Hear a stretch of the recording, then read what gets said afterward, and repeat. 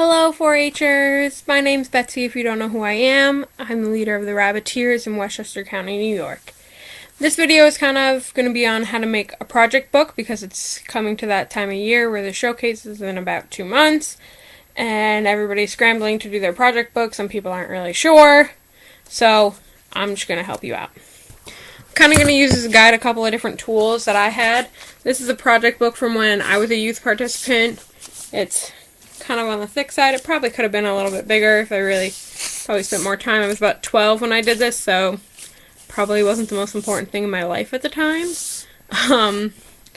But you can see they can get pretty big. I've seen bigger. It all depends on what you put inside. So for us in Westchester County, if you go on the Cornell Cooperative Extension 4-H website, you can find a lot of the worksheets that I'm going to show you today. Our 4-H educator Nancy made us these great guidelines to go by, which tell you pretty much exactly how you should do it. Since I'm making this video pretty much for my group, I'm going to go by the one I made, which was based off this one for the most part. So if you're not in the Rabbiteers, you can certainly go by my guidelines if you want, but go by the one that Nancy gave us, and it'll give you a pretty great project book. First thing every project book should have is a creative cover. On this one you can see I have all different kinds of rabbits. My project animal is rabbits, hence why I'm the rabbit leader. So I got all different pictures of rabbits. I'm not really sure why I didn't use my own rabbit when I made this, but I used different ones. It's really cute, and if you use some of your own pictures of you and your rabbit, just your rabbit or your dog or your cow or your goat, whatever animal is yours. Do a bunch of little photos. Also, you should have, if you can kind of see, your name, your age, how many years in 4-H, and your club somewhere on the cover. This is one of those books where it has a spot where you can pull it out. These are great, especially if you've been in 4-H for a while. You can kind of use the same binder, just change it. And I can get this back in, which I'm not. They have the back one sometimes too. You can put stuff on the back too. The next is the title page. Now I made one for my club. My club doesn't have to use them, but it was just pretty simple. So on here needs to be your name, your club, your years in 4-H, and your projects. Your projects, if you, by this point, don't know what it is, your main project is the reason you go to 4-H every week, month, however, whatever your meetings are like. Ours are weekly. So for my club, their first project should be rabbits or guinea pigs because we work with both. Or both, if you work with both. I know there are a couple of you that consider rabbits and guinea pigs your project. Then, as long as you did one, everyone in my club did, so it should be going in as a project, presentations. That is a big thing that I do with my club, the public speaking. That should be your next project. And then after that, it all depends. Some people in my club did incubation. I know there are other clubs that deal with multiple different project areas, but that should be on here as a project area. Next thing is your table of contents. Now, the table of contents is the order in which your projects are. Now, this is a note from one of my books. It's, for some reason, page numbered. You just really have to section number it. Your first section should be your main project, either your main animal.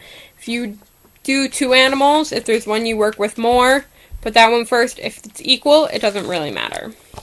Then you put your secondary projects, presentations, if you do photography or anything else for 4-H, that goes below it. And then all the other sections I'm going to talk about. Leadership, exhibits, photos, other 4-H activities, outside 4-H activities, your stories all come after. So, going into your first section of project pages, you're going to use your animal. for your animal, everybody should be filling out one of these for every project you do. This is the project report form. This kind of just states what your goals were. Did you accomplish your goals? What did you do with your project? That's what this is.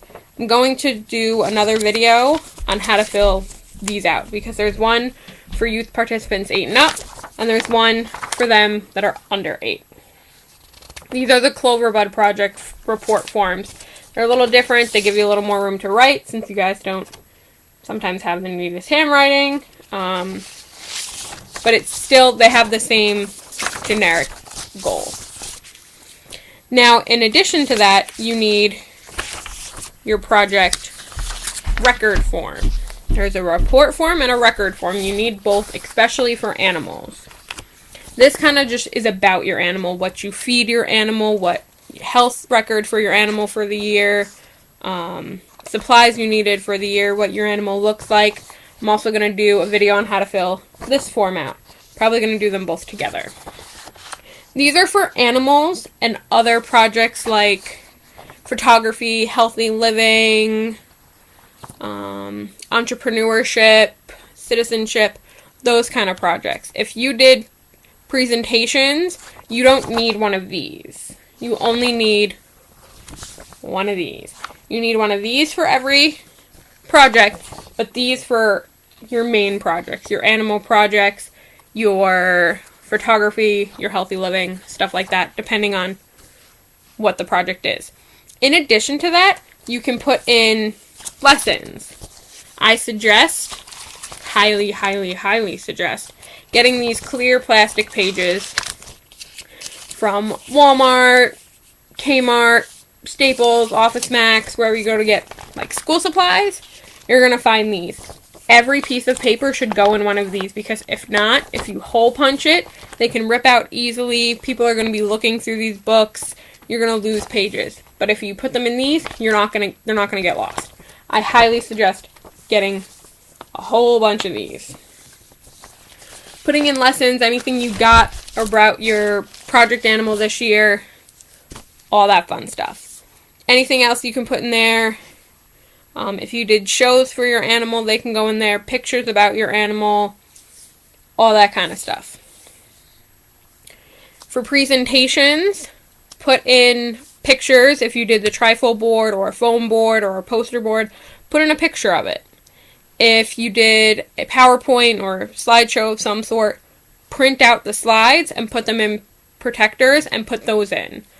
They can see your presentation that way. Also, any certificates, score sheets, anything, all of that can go in there too. If you got any ribbons for any of your projects, take pictures of them and then put them in. Obviously, the same with trophies.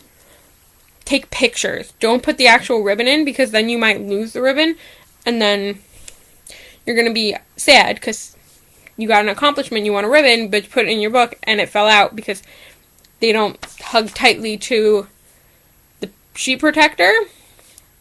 Just take a picture of it and put it in that way.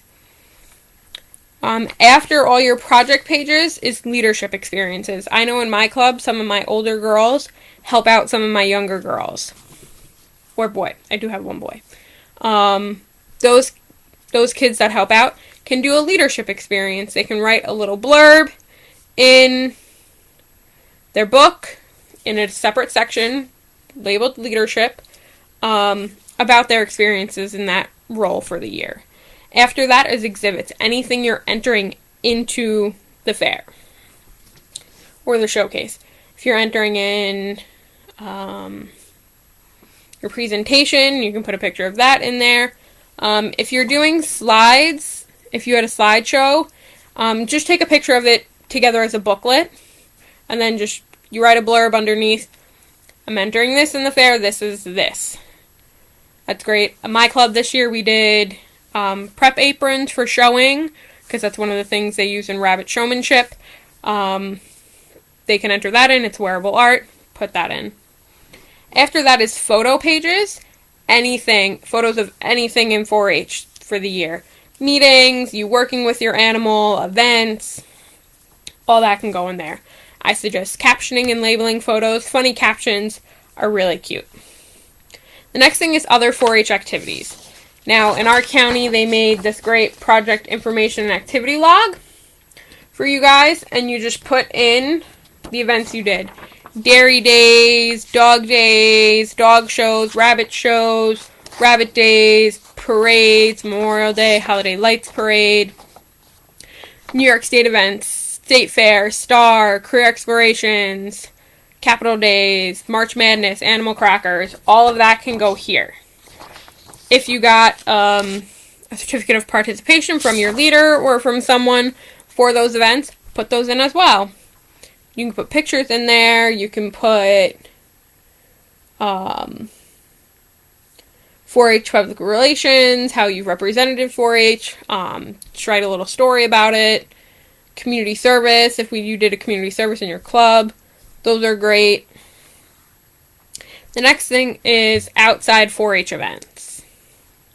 So if you did something outside of 4-H, like dance, a theater group, soccer, any sports, that's where you put that in. You can put some pictures, a little blurb about what you do, and that's that. The last thing you put in is your 4-H story. Now, this is about what you did for the year. Take the time, think about it. What did you accomplish? What did you have challenges with? What do you need to work on? What was your goal? Did you achieve your goal? Put that down. We want to hear your story, what you felt about 4-H this year.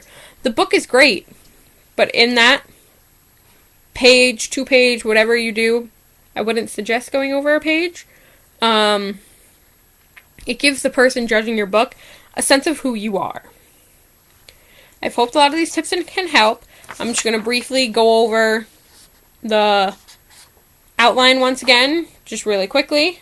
Start with your cover, then you go to your title page, your table of contents, and then your project pages, your animals, presentations, incubation, all of that.